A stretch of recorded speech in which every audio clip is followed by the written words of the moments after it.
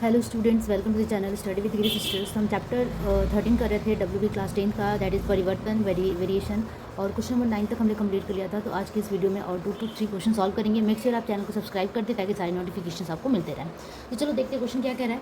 Question थोड़ा सा हिंदी में दिक्कत होगा समझने में, इसलिए मैंने इंग्लिश में लिख दिया है सामने, जिससे आप लोग को अच्छे तरीके से समझ में आ जाए। फिर भी हिंदी वाले बच्चों के लिए मैं हिंदी में पढ़ के सुनाती हूँ और ज़्यादा अंतर नहीं होता है। तो जो कॉन्सेप्ट है उसे कैप्चर कीजिए, लिखावट आप खुद बना सकते हैं क्योंकि आप खुद एक्सपर्ट हैं। जैसे हिंदी की बुक में यहाँ दिया हुआ है, जैसे y के दो चर के योग के समान है जिसका एक चर x के साथ सरल अनुपात है।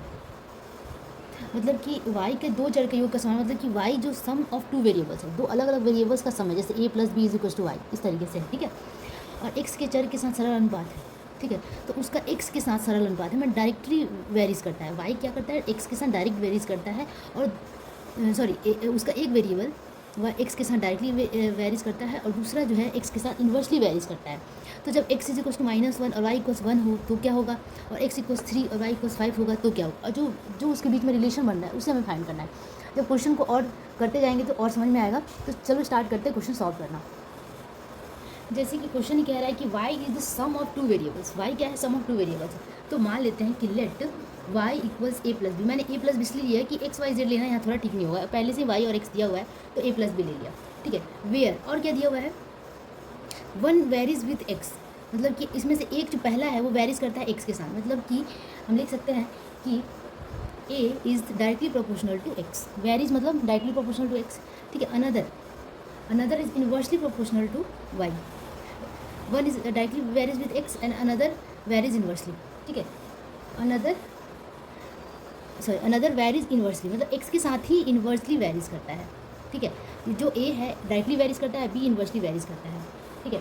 तो अब हमें यहाँ से सबसे पहले जब वेरिएशन का साइन आता है तो वेरिएशन का साइन हटाते हैं। तो सबसे पहले हम लिखेंगे a is directly proportional to x, this implies that a = k × x, ठीक है। या फिर k1 हम ले लेंगे क्योंकि यहाँ पे एक और है। उसी तरीके से b is directly proportional to 1/x, then b = k2 × x। कभी कभी मैं डायरेक्टली प्रोपोर्शनल टू 1/v भी कह देती हूँ क्योंकि दोनों सेम है। b is inversely proportional to x भी कह सकते हैं और b is directly proportional to 1/x भी कह सकते हैं, ठीक है। तो इस तरीके से हमने कॉन्स्टेंट के साथ इसे ले लिया। अब यहाँ से हमें क्या करना है कि y में पुट करना है। ये जो वैल्यूज आया a और b का, उसे हमें क्या करना है, y में पुट करना है, ठीक है। तो पुटिंग इन 1, इसे 1 दे देते हैं, ठीक है। पुटिंग इन 1, ठीक है। तो y = a + b है, तो a की जगह पे क्या पुट करेंगे, k1 × x, प्लस b की जगह पुट करेंगे k2 × x, ठीक है। तो y का वैल्यू हमें इस तरीके से मिल गया।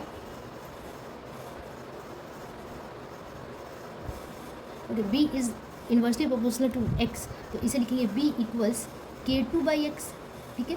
b = k2/x। अब इन दोनों जो a और b का वैल्यू आया उसे हम क्या कहाँ पुट कर देंगे, पहले इक्वेशन में, वो नंबर 1 में, ठीक है। देन पुटिंग इन 1, ठीक है, 1 में पुट कर देते हैं। तो y = क्या हो जाता है, a की जगह पे k1x प्लस b की जगह पे k2/x।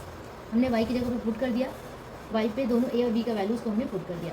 तो ये हो जाता है हमारा इक्वेशन नंबर सेकंड 2, ठीक है। अब देखो कि कंडीशंस दिया हुआ है कि व्हेन x = 1 -1 और y = 1, तो लिखेंगे यहाँ पे व्हेन x = -1 एंड y = 1, तो क्या होता है। तो सारे वैल्यूज़ को पुट करते हैं। तो यहाँ पे y का वैल्यू 1, k1, x का वैल्यू -1 प्लस k2, x का वैल्यू -1, तो क्या आ रहा है हमारे पास, 1 = -k1 -k2, क्योंकि -1 अगर नीचे है, डाउन में है, तो कोई इसका मतलब ही नहीं है, ठीक है।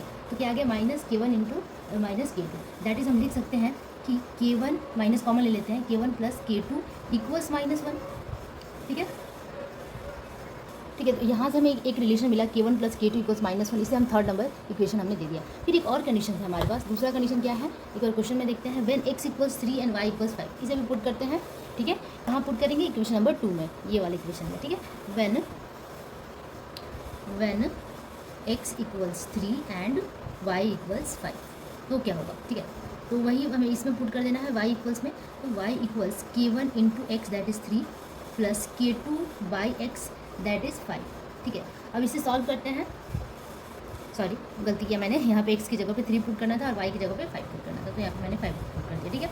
अब इसे सॉल्व करते हैं। तो यहाँ पे अगर मैं LCM ले लूँ तो यहाँ पे 3 LCM आ जाएगा, तो 3 3 9, 9 k1 हो गया प्लस k2 = 5 = दिस मच, ठीक है। अब यहाँ पे क्रॉस मल्टीप्लाई करते हैं तो क्या आ जाएगा 9k1 + k2 = 15। ठीक है, ये हो गया हमारा 4th नंबर इक्वेशन। ठीक है, अब देखो इन दोनों इक्वेशंस को हमें क्या करना है, सॉल्व कर लेना है। और हमें पता है कि सॉल्व कैसे करते हैं, कोई भी हम विधि लगा सकते हैं। ठीक है, एलिमिनेशन मेथड, विलोपन विधि या सब्स्टिट्यूशन मेथड। ठीक है, कोई भी हम विधि यहाँ से लगाकर हमें k1 और k2 का वैल्यूज़ यहाँ पे फाइंड करना है। तो वही एलिमिनेशन मेथड लगाते हैं। अब देखो k2 और k2 दोनों में सेम है। अगर मैं किसी में से, अगर मैं ये 4th में से 3rd को माइनस कर दूँ ना, तो ये k2 कटेगा ही कटेगा। तो मैं वैसे ही कर देती हूँ। ठीक है, अब मैं इस साइड में बनाती हूँ, इस साइड में लिख देती हूँ कि 4th माइनस 3rd। ठीक है, 4th में से 3rd को हमने माइनस किया तो क्या होगा। 4th में हमारा इक्वेशन क्या था, 9k1 + k2 = 15 था। एंड माइनस कर रहे हैं किसको, हम 3rd वाले को। तो 3rd हमारा इक्वेशन कितना था, k1 + k2 = -1। तो इसे हम माइनस कर देते हैं। चलो, तो हर जगह साइन चेंज होगा, यहाँ माइनस है तो यहाँ पे प्लस हो जाएगा। ठीक है, जैसे हम एलिमिनेशन या फिर विलोपन विधि में करते हैं वैसे ही करना है। तो 9 में से 1 गया 8 k1 हो गया। यहाँ पे तो ये पूरा क्रॉस कट गया, = कितना आ गया, 15 + 1 16। तो k1 का वैल्यू आ गया 8/2 दैट इज़ 2। k1 का वैल्यू आ गया। उसी तरीके से हम k2 का वैल्यू निकाल सकते हैं इस में पुट करके। देन k2 = क्या हो जाएगा, -1 - k1। ठीक है, तो -1 - 2 दैट इज़ -3। तो k2 का भी वैल्यू आ गया कितना, -3। एक्चुअली कह रहा था कि find the relation between x and y। Now we have k1 and k2। ठीक है, अब हमारे पास k1 और k2 है तो हम किस में पुट कर सकते हैं, इस वाले इक्वेशन में पुट कर सकते हैं जो हमारा मेन इक्वेशन था। ठीक है, then we have equation number 2। ठीक है, इसमें ले लेंगे y = k1 × x है ना, k1 × x + k2/x। तो हमारे पास x का वैल्यू है, अब k1 का भी वैल्यू है, k1 है 2, x का वैल्यू कितना है, सॉरी x और y में तो रिलेशन ही निकालना, सॉरी k1 और k2 का वैल्यू है हमारे पास, प्लस k2 का वैल्यू कितना है, -3/x। ठीक है, तो यही रिलेशन बन गया।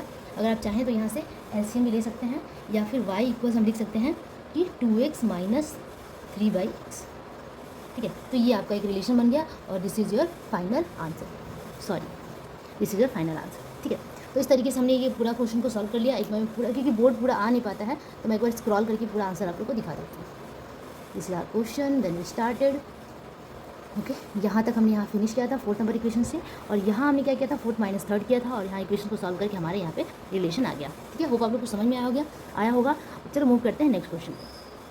ओके, फटाफट नेक्स्ट क्वेश्चन देखते हैं। 11 number, a is proportional to b, b is proportional to c, then so that aq bq plus c, bq cq plus this is proportional to a bc, aq plus bq plus cq। ठीक है, तो यहाँ पे हमें क्या करना है, जो ये दिया हुआ है ना, अगर ये इतना is proportional to this much है, तो क्या अगर हम ऐसे लिख दें कि aq bq plus bq cq plus cq aq divided by a b c aq plus bq plus cq is equals to constant. अगर हम प्रूव कर देते हैं दोनों is equals to constant, this by this is equals to constant prove कर दें तो हम कह सकते हैं ना कि ये एक दूसरे के साथ प्रोपोर्शनल है, क्योंकि यही तो नियम होता है। If a by b is equals to constant that is we can write a is proportional to b। तो वही हमें, अगर a प्रोपोर्शनल टू ये करना है तो इसके इज इक्वल हमें कॉन्स्टेंट प्रूव करना होगा। तो हमारा मेन काम यहाँ पे, मेन गोल क्या होना है कि हमें this by this is equals to constant prove करना है। तो देखते हैं कि गिवन क्या है। गिवन है a is proportional to b, that is हम लिख सकते हैं कि a equals k1 × b, where k1 is constant. ठीक है, k1 इज कॉन्स्टेंट। ठीक है, उसी तरीके से b is proportional to c, that is हम this implies that b is equals to k2 × c। ठीक है, अब देखो b is equals to k2 × c आ गया, a तो यहाँ b का वैल्यू a में पुट कर सकते हैं, इजीली कर सकते हैं। तो k1 × b का वैल्यू क्या है, k2 × c, that is a का वैल्यू हमें क्या मिल गया, k1 k2 × c। ठीक है, तो दोनों हमने c में कर लिया कन्वर्ट, तो ये ज़्यादा बेटर होगा बनाने के लिए। ठीक है, अब क्या करते हैं, जो हमारे पास इक्वेशन है उसे लिखते हैं aq bq plus bq cq plus cq aq divided by a b c aq plus bq plus cq। ठीक है, अब इसमें सारे वैल्यूज़ को पुट करते हैं।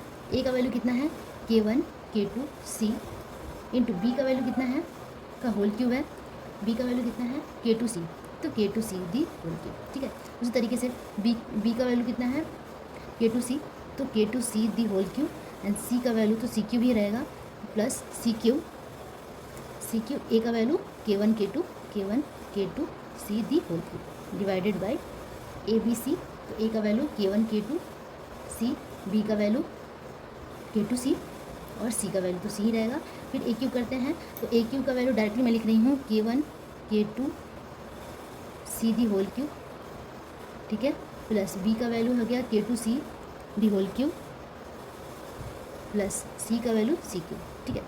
तो इस तरीके से थोड़ा सा वो है, लेकिन सॉल्व करना पड़ेगा, बस वैल्यूज़ को पुट कर देना है। अब यहाँ से देखो कि इसे सबसे पहले तो सिंप्लीफाई करते हैं, K1 K2C, तो क्या हो जाएगा K1 cube K2 cube CQ, ठीक है। अब ये भी मल्टीप्लिकेशन में है, तो यहाँ पे CQ